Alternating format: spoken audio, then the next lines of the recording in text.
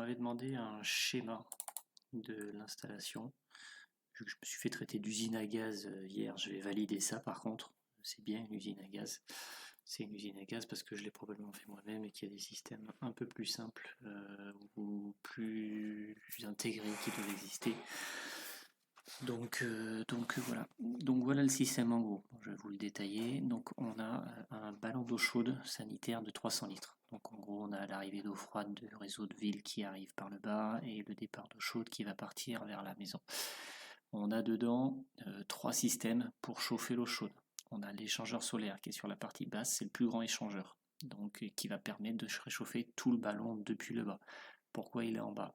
Parce qu'en fait, quand l'eau arrive, en hiver ou en été, mais surtout en hiver, elle arrive particulièrement froide, dans genre 4-5 degrés dans la région. Et il n'y a pas forcément du soleil tous les jours. Donc le but, ça va être que même si le soleil il n'arrive pas à la monter à 40-45 degrés pour prendre une douche, il va peut-être pouvoir la passer de 4 à 10, 15, 20, 30 degrés. Donc il va commencer à chauffer, ou à préchauffer comme on dit, généralement le bas du ballon. Et voilà, il faut bien prendre en compte, pour ceux qui n'ont pas de ballon tampon ou de ballon de chaude sanitaire ou qui n'ont pas des sondes un peu partout, ça se stratifie très bien. Ça veut dire que par exemple dans le ballon, vous pouvez très bien avoir de l'eau à 65 en haut, à 50 au milieu et à 10 en bas. Ça ne se mélange pas beaucoup, très peu, très très peu. Je montrerai ça plus tard sur la partie JDOM Arduino où je moniteur ces ballons à chaque fois sur 3 positions. Donc l'arrivée d'eau froide en bas, l'échangeur solaire qui va commencer à chauffer l'eau ou qui va la chauffer entièrement. Donc lui il va chauffer les 300 litres à 60 degrés pour éviter tout ce qui est salmonelle de l'outre. S'il n'y arrive pas, en plein hiver, ça va être le cas, hein, ça peut arriver, on n'a pas assez de soleil. Là, il va y avoir un échangeur avec les ballons tampons. Donc les ballons tampons, c'est les deux gros ballons ici qui eux sont chauffés par le solaire ou par la chaudière au bois. Donc la chaudière au bois tourne en hiver forcément. J'habite pas Ibiza, donc la chaudière au bois va monter l'eau des ballons tampons à 70 degrés et du coup le circuit que vous voyez en bleu là, ça va prendre de l'eau chaude du chauffage en gros, ça passe dans le circulateur, ça c'est le schéma du circulateur, et du coup ça va nous chauffer que la partie haute. Donc en gros ça va chauffer à peu près 100 litres d'eau à 60 degrés. Le reste, c'est le solaire qui le chauffera en fait. Ça, vous pouvez le laisser tourner tout ce que vous voulez, le chaud ne descend pas. Vous pouvez envoyer de l'eau à 70 température des ballons tampons, ça ne descend pas. Donc voilà, ça c'est pour la partie eau chaude sanitaire.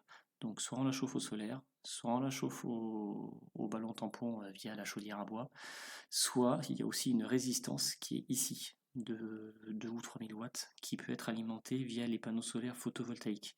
J'avais fait ça au début quand j'avais pas de batterie et que je faisais de l'autoconsommation. Donc dans ces cas-là, il y a beaucoup de choses qui existent. On appelle ça des routeurs solaires qui vous permettent, au lieu de donner gratuitement votre électricité qui va sortir de votre maison parce que vous ne consommez pas tout ce que vous produisez, et bien cette résistance-là, vous allez pouvoir la faire fonctionner de 10 watts à 2000 watts.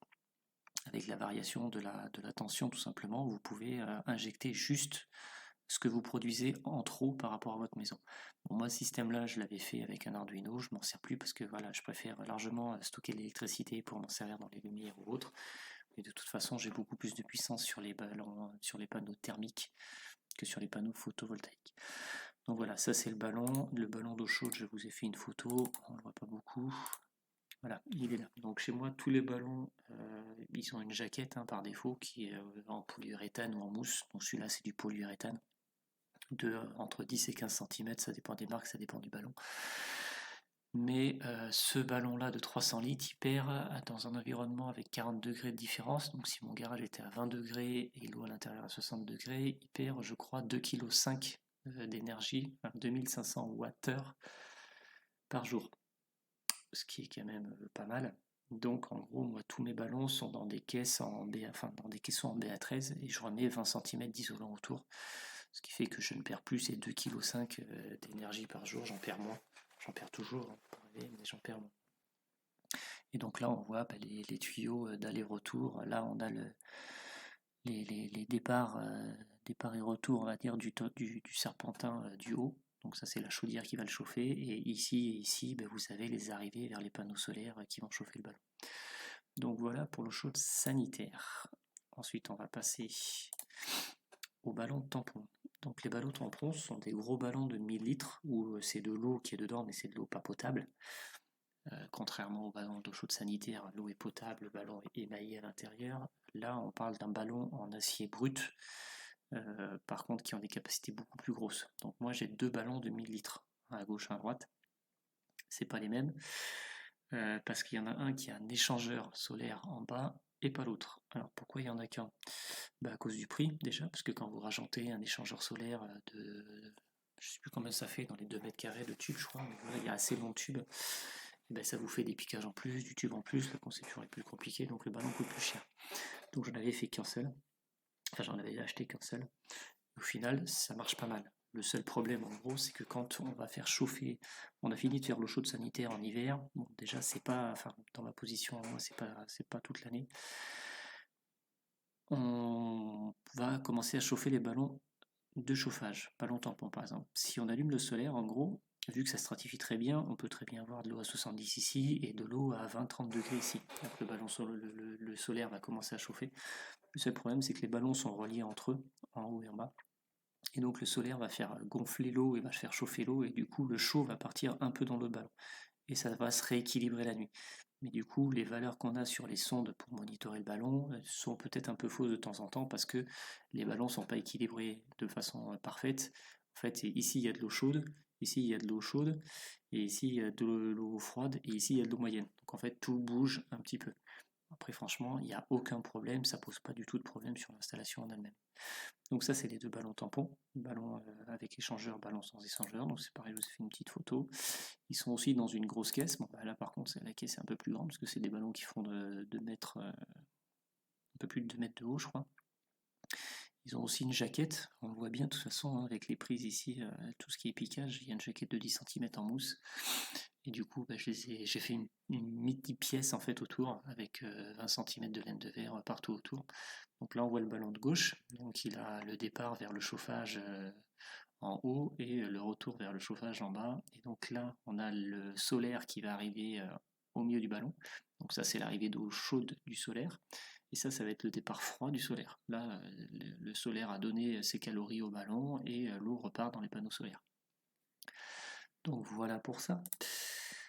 Alors bien sûr, il y a tout un paquet de vannes, d'où le terme usine à gaz. Donc en fait, ici, donc là on va regarder, l'eau chaude des panneaux solaires, enfin le côté chaud des panneaux solaires arrive par le haut et le froid repart par le bas. Donc en fait, le chaud va arriver par des tuyaux ici, et du coup on va avoir des 23 voies qui vont s'ouvrir ou se fermer selon ce que j'ai besoin de faire. Donc si j'ai besoin de faire de l'eau chaude sanitaire, cette vanne-là sera fermée, et cette vanne-là sera ouverte.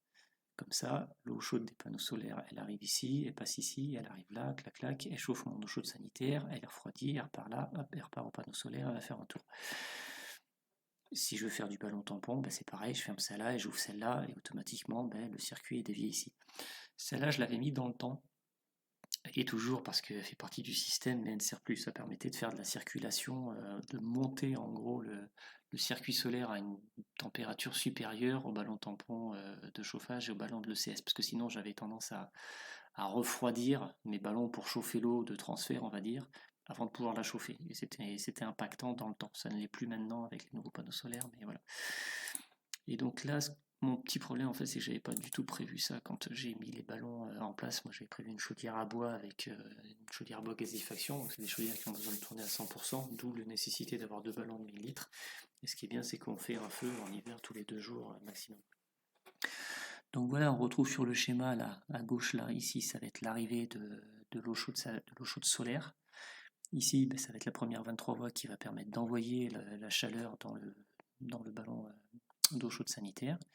Ici, on a le retour avec une vanne, donc lui, après, ça va repartir. Et si on veut faire chauffer le chauffage, le ballon tampon, on ferme cette vanne-là, on ouvre celle-là, et automatiquement, le flux passe par ici, et ça remonte ici, et ça repart dans les panneaux. Donc voilà, ça, c'est très inaccessible, c'est mal foutu comme tout. Il faudra qu'un jour je refasse toute la plomberie, mais voilà, c'est pas pour tout de suite, j'ai d'autres choses à faire avant, de vouloir rendre des choses un peu plus propres. Donc le solaire, c'est bien quand il y a du soleil, quand il n'y a pas de soleil, ou alors que moi j'ai énormément de masques, en fait, j'habite sur un terrain qui ne penche pas dans le bon sens, avec des fourneaux autour qui me cachent le soleil, donc là pendant un mois avant et un mois après le solstice d'hiver, donc en fait tout décembre et tout janvier, j'ai le soleil de 10h30 jusqu'à 16h. ça fait léger, hein. Faut pas, voilà. Si le soleil commence à sortir à 15h de l'après-midi, ça sert à rien d'allumer les panneaux, enfin les panneaux solaires ne s'allumeront pas parce que ça ne va pas démarrer. Donc j'ai une chaudière à bois à gazéifaction, donc la différence par rapport à une chaudière à bois classique, c'est qu'en fait vous avez un foyer en haut, je vous fais une photo. Vous mettez le bois en haut, je pourrais faire une vidéo à l'arrière là-dessus, vous mettez le bois en haut, ça va brûler en haut, et en fait ici vous avez une buse qui va repasser et ça réinjecte de l'air des deux côtés, et du coup la flamme sort par en bas. C'est franchement économe comme chaudière. Alors la flamme part par en bas, après elle refait le tour de la chaudière, elle passe par l'arrière, et avec des échangeurs, il y a des échangeurs à tubes en plus sur l'arrière là, et ensuite la fumée sort par la cheminée tout simplement. Donc voilà, 25 kW nominal et qui peut varier de 5 à 31, je crois, un truc comme ça. Donc voilà pour la chaudière au bois qui fait l'appoint dès qu'on rentre un peu en hiver. Donc ensuite on va arriver sur la partie solaire.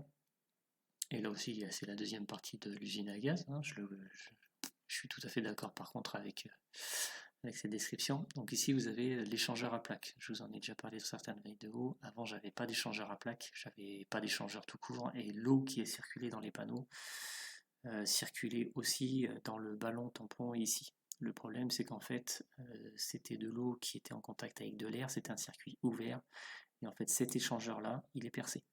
Donc en gros, ça posait problème, parce qu'en fait la pression de l'eau chaude dans le système de chauffage se déversait dans la cuve de tampon du système solaire. Donc j'ai mis un échangeur à plaques, s'il y en a un qui doit percer, ça sera lui, je le verrai tout de suite. Et un échangeur à plaques, ça coûte une centaine d'euros, alors qu'un ballon comme ça coûtait à l'époque dans les 500 euros. C'est pas le même prix, et c'est surtout qu'aujourd'hui, à mon avis, la différence, le ballon a bien dû monter en tarif. Donc l'échangeur à plaques va permettre de séparer la partie de l'eau qui va circuler dans les panneaux solaires et qui peut être en contact de l'air, parce qu'on va la vider de temps en temps quand il va faire trop froid et qu'on ne veut pas que ça gèle, parce qu'il n'y a pas de glycol, ou quand il fera trop chaud et qu'on n'a plus besoin de chaleur et qu'on ne saurait pas quoi en faire. Donc cette eau-là peut être en contact avec de l'air, c'est pour ça qu'elle est séparée de cette eau-là qui n'est pas en contact avec de l'air, parce qu'il y a des purgeurs sur les ballons tampons, sur les échanges, sur les plafonds chauffants que j'ai à la maison et tout. Donc voilà, cette eau-là est de l'eau morte, cette eau-là peut être un peu activée avec un peu d'oxygène. Donc ici, on a donc le circulateur que j'appelle circulateur de boucle, qui va juste faire tourner de l'eau dans ces tuyaux, et etc., en prenant la chaleur des panneaux solaires à travers l'échangeur à plaques. Et donc maintenant, même si cet échangeur-là est percé, de toute façon, c'est pas bien grave, parce que c'est l'eau du chauffage qui va aller jusqu'à l'échangeur à plaques ici. Donc qu'il y ait un problème ici, en fait, ça veut dire juste que la tuyauterie entre là est à la même pression que le chauffage et vient de l'eau du chauffage. Mais bon, c'est pas un problème en soi. Et du coup, de l'autre côté, donc partie solaire, panneau solaire, on a un circulateur solaire, donc pareil, qui va permettre de faire circuler l'eau de la boucle solaire dans les panneaux solaires, tout simplement. Et du coup, en plus de ça, on va avoir un circulateur de chargement. Donc lui, c'est un gros circulateur, c'est celui que j'avais dans le temps quand mon circuit était tout à fait ouvert, parce que lui, il faut qu'il soit capable de monter l'eau très haut. Moi, je ne sais plus, je dois avoir, je sais plus, 6 ou 8 mètres facile de dénivelé. Et quand le circuit est ouvert, il faut qu'il ait la force de pomper jusqu'en haut. Quand le circuit est fermé, c'est très facile, hein, vous donnez un petit flux en bas, si c'est fermé, tout tourne, il n'y a pas de problème, on peut mettre un circulateur à 10 watts, ça passe facilement. Là, il faut un circulateur avec une hauteur manométrique, je crois que le mien fait 16 mètres. Donc voilà, ceux-là, ils consomment 200 watts, alors que ceux-là, il va consommer 10 watts et 12 watts, dans la façon dont ils sont réglés aujourd'hui. Et c'est des circulateurs que j'achète toujours d'occasion, parce que je vois pas, j'ai jamais eu de problème ou de casse ou autre sur ces circulateurs, donc c'est des circulateurs d'occasion. Donc en gros, ce qui va se passer, c'est que dès que, là, dans les prochains jours, il va bientôt geler, donc en gros, on va ouvrir cette vanne-là. Toute l'eau du circuit solaire qui est en surplomb par rapport à mon garage va se vider des panneaux solaires et venir se loger dans des bidons qui sont dans le garage. Ce qui fait que mon circuit dehors est vide, j'ai plus de risque, ni de gel, ni de surchauffe, ça pourrait faire de la vapeur comme je vous ai montré des fois.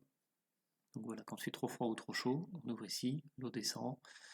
Quand on a besoin à nouveau de chaleur pour le chauffage de l'eau sanitaire ou pour chauffer la piscine, on allume le circulateur ici, une fois que c'est plein, c'est simple, il suffit de compter en fait ça en nombre de secondes, hein, c'est à peu près toujours le même temps.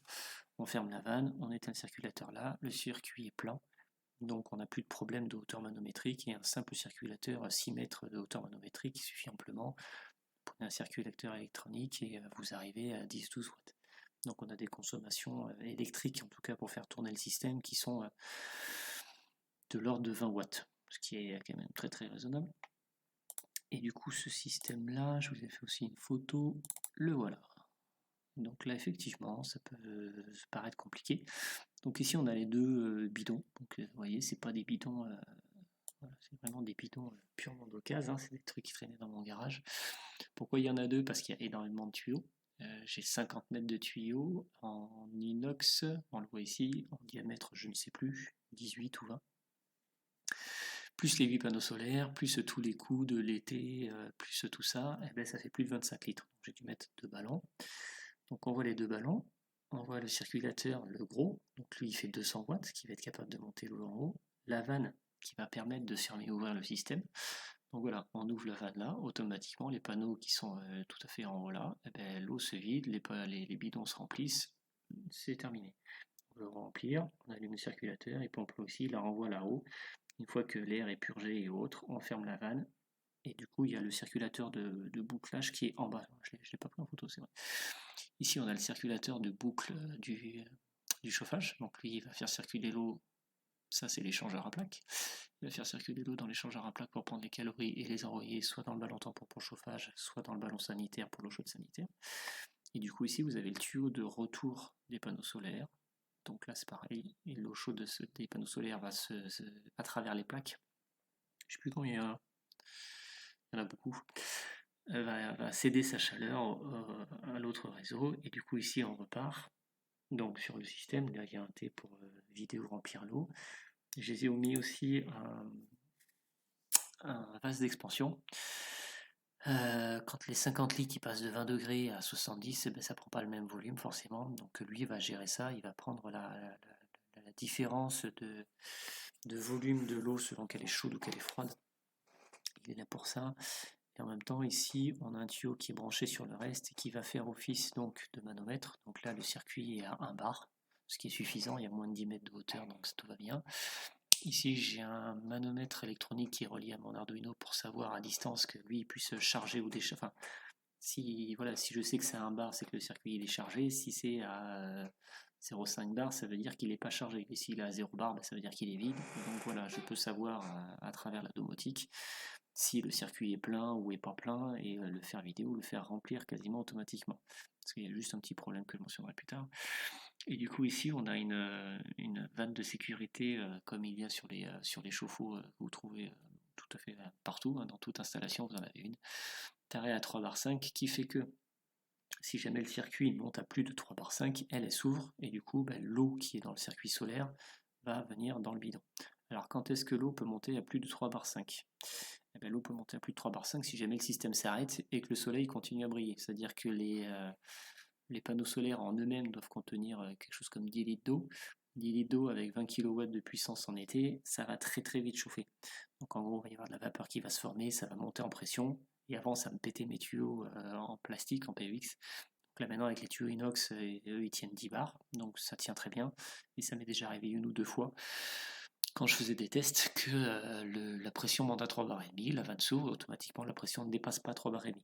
Donc ça va se remplir de vapeur, la vapeur va prendre de plus en plus de place, mais en fait l'eau va être chassée par le bas et arriver dans les bidons ici qui communiquent à travers le T ici. Donc ça va remplir celui-là et ça va s'équilibrer dans les deux jusqu'à ce qu'il n'y ait plus d'eau dans le système. C'est une sécurité passive, c'est-à-dire que même si j'ai plus d'électricité et qu'il y a du soleil, voilà, j'aurai pas de pépin. Donc voilà pour ça, là je pense qu'on a fait à peu près le tour. Donc vous voyez qu'il y a des tuyaux partout, il y a des fils un peu partout, donc il y a des fils beaucoup pour la domotique. Donc la vanne là est gérée par l'Arduino de la chaudière. Là on a des départs, enfin on a des sondes pour la température, retour et départ pour savoir les échanges. On a le manomètre ici qui est aussi relié à l'Arduino. Donc tout ça est centralisé dans un Arduino. Tous les circulateurs, donc les trois, le circulateur de boucle, le circulateur de charge et le circulateur solaire qui est en dessous, sont gérés aussi par la domotique, par l'Arduino.